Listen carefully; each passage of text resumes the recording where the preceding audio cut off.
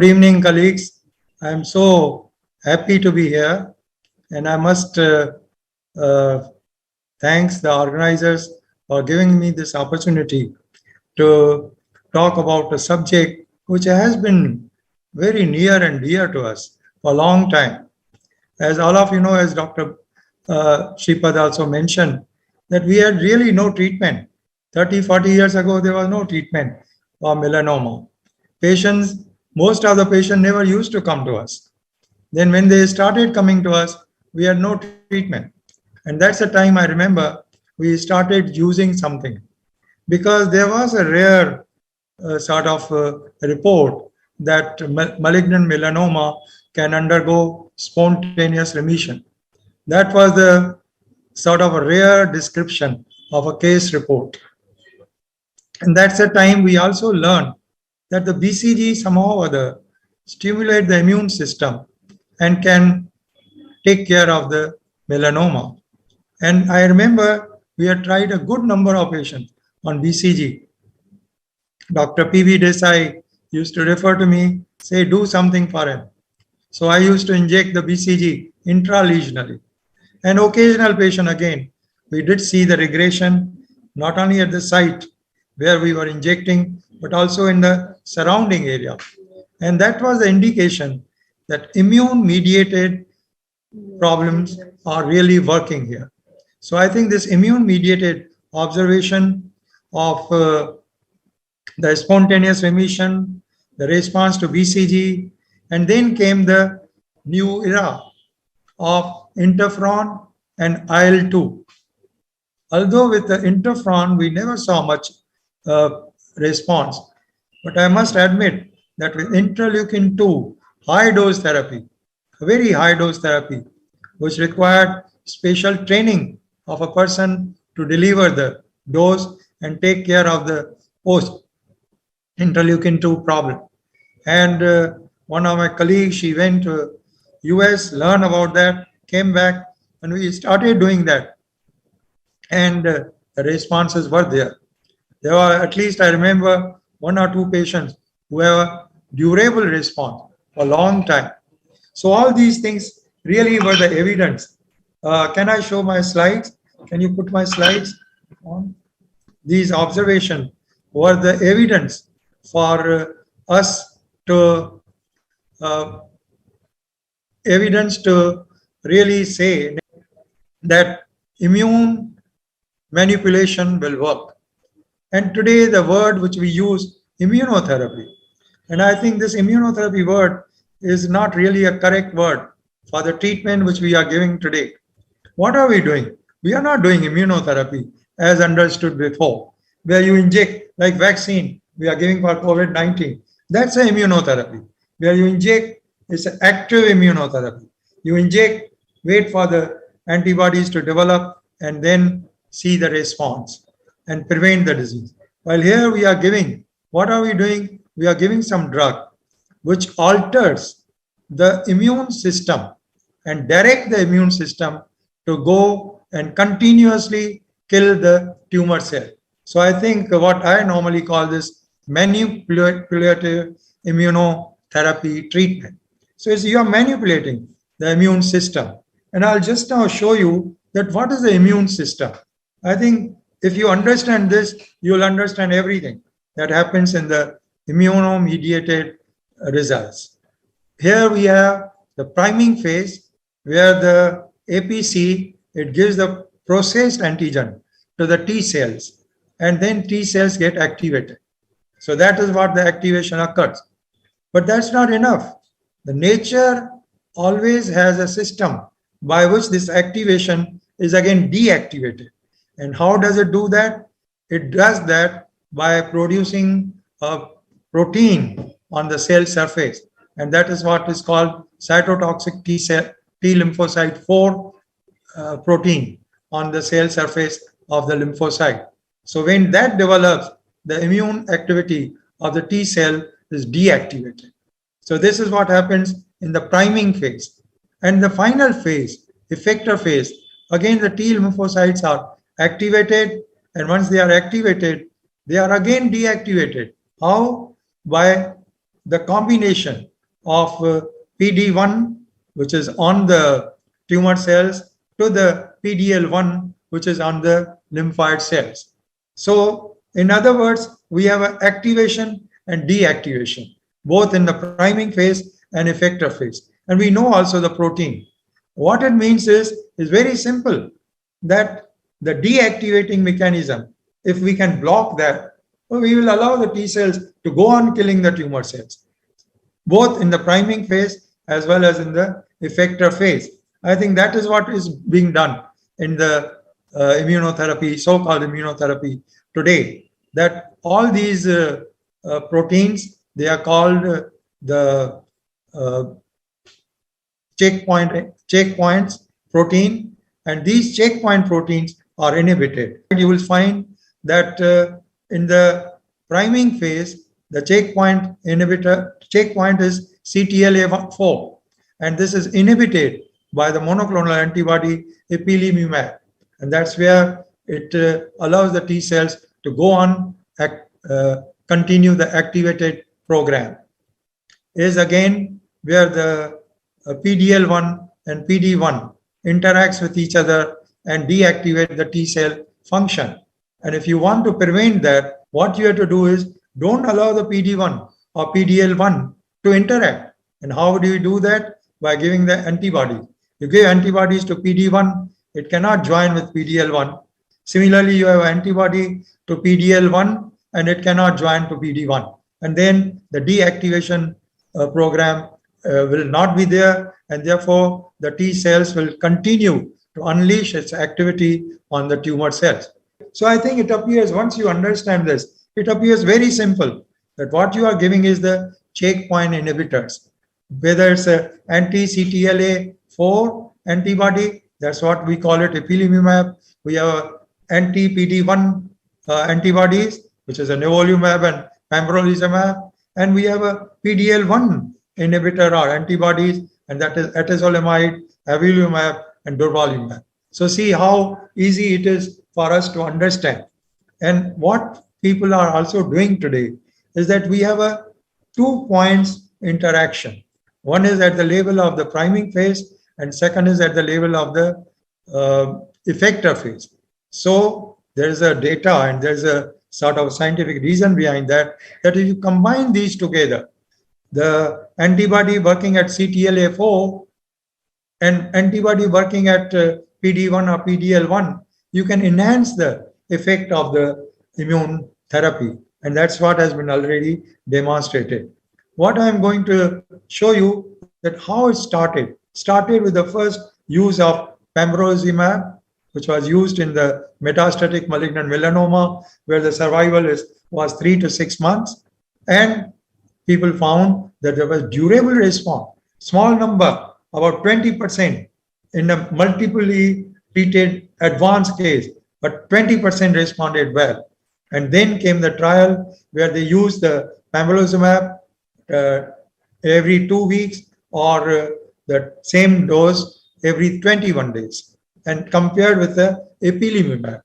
And when this happened, it was very clear that pembrolizumab has an upper hand over the ipilimumab, whether it was 2 weekly or 3 weekly. So you can see in the upper graph, the blue graph, that there's a response is better with the pembrolizumab, and also those patients who responded complete response or partial response, they were doing well for a long period of time.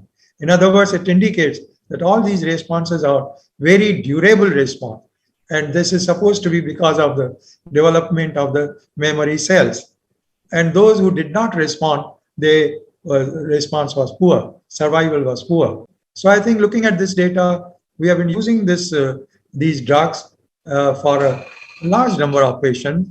We have analyzed just now 25 patients, and their origin was mainly it was anorectal, and there were a few choroidal, abdominal metastatic disease. The metastatic disease was commonly in the lymph node, and there was some in the liver, bones, as well as in the lung. So all of them were metastatic disease, quite advanced disease, where normally we don't expect much response, and they were treated either with pembro or nivolumab and or combination. Four of them received the combination.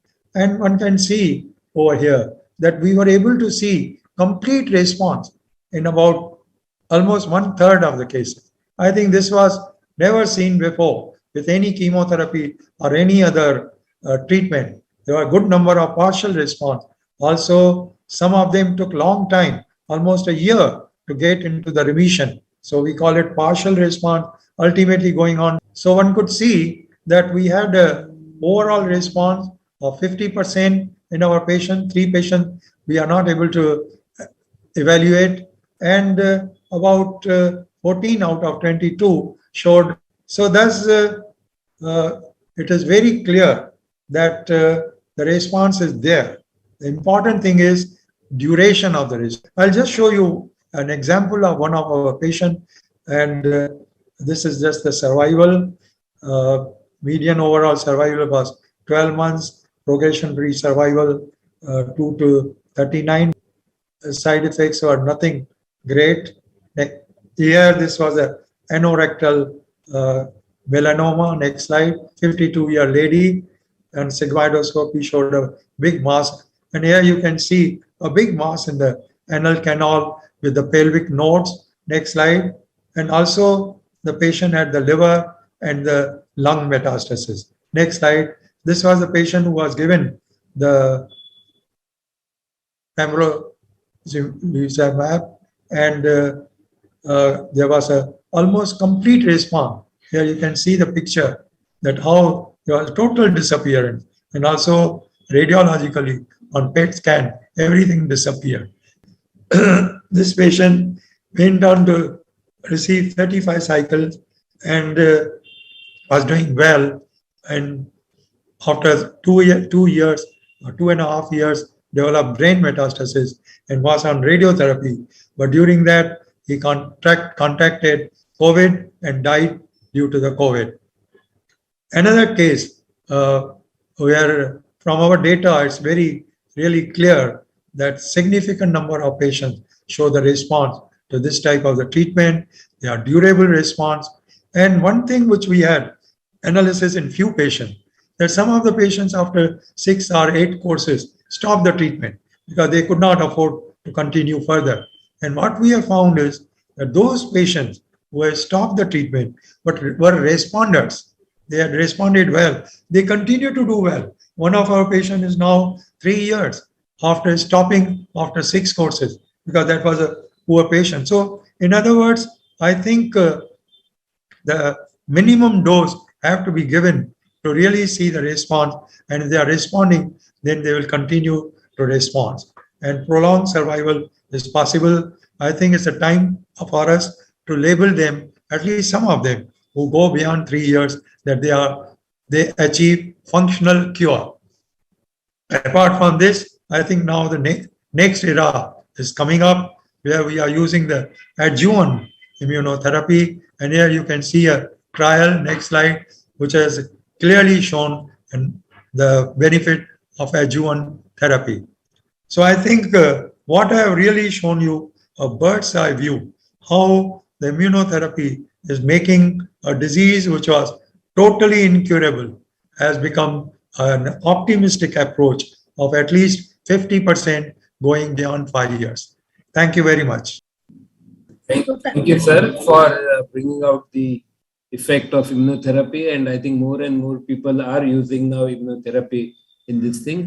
Maybe I'll begin with asking a question. Have you used the dual thing of ipilimumab plus pembro, and what is your concept, I will say, on that?